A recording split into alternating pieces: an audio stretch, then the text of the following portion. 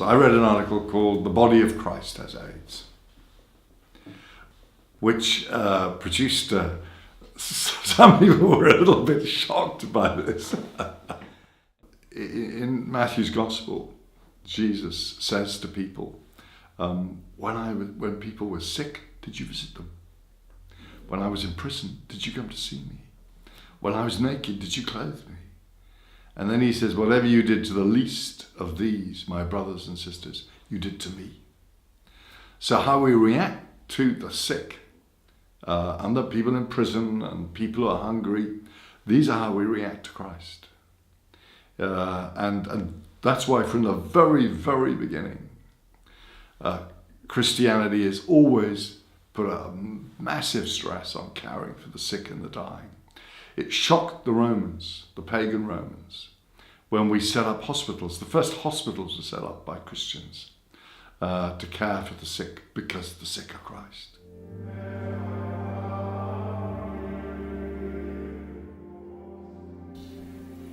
Pray for those who are sick, that they might be strengthened and return to full health. We pray for those who care for them. The experience of living with people with HIV/AIDS is that over the years I've been enhanced by them.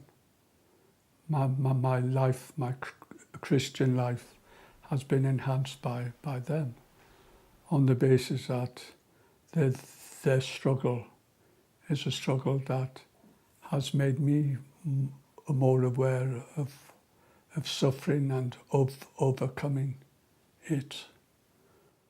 The message to the wider church is that HIV and AIDS is a sign to us that the passion of Jesus continues in our world.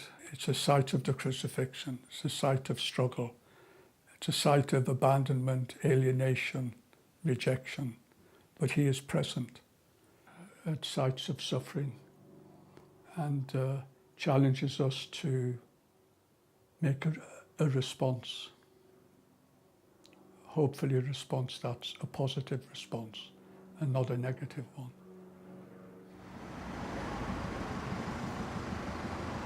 As well as a wonderful ministry of reaching out to those who are marginalised, Jesus also had a very significant ministry of healing. And so I believe that he would, and indeed does, call us to be involved in supporting AIDS research, in the fairer distribution of medication, particularly to those living in poverty, and to be totally welcoming of people who are HIV positive in our churches and our congregations today. An HIV diagnosis, it affects how you view yourself, it affects your mental well-being, it affects your relationships, and it's really important that somebody has people who understand them in a spiritual way. I think people's spiritual needs are really important, particularly when you're looking at their emotional well-being and their physical well-being. Having the two separate, I don't think works. We're complex beings, and for someone who is a person of faith and a spiritual person, if their spiritual needs aren't being supported, it will affect every other part of their life. The danger is now, I think, with HIV and AIDS, just like the rest of society, that the church can be silent and not recognise it and think, tick a box, say, oh, we've done HIV and AIDS. There's that risk. And the impact of that on people who are newly diagnosed or becoming ill, then I think they could have a feeling that, well, who can I talk to if the church is simply reflecting the silence that's there in general society. There's a lot of complacency and a lot of silence in general society, and the church reflects that quite often. So the church needs to keep speaking. And it was good this year, 2016, Pope Francis made very strong statements about the need to include people with HIV, the need to ensure that people, particularly the poor, get treatments and support So, the church needs to be continually speaking out.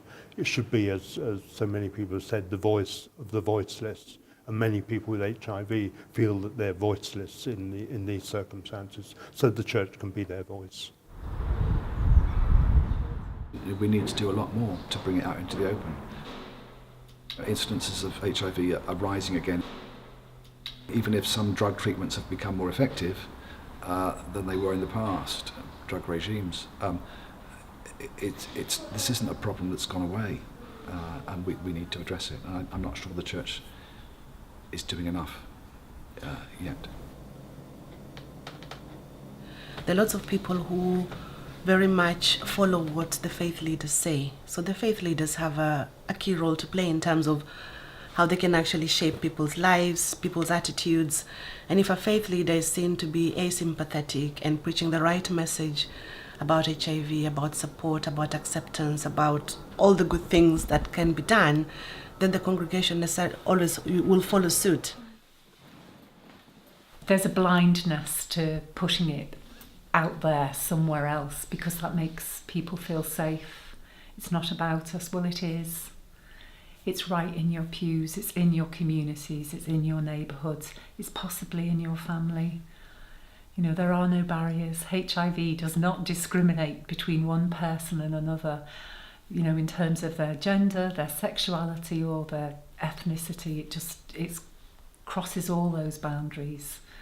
So they are deluding themselves if they think it's out there and not in here.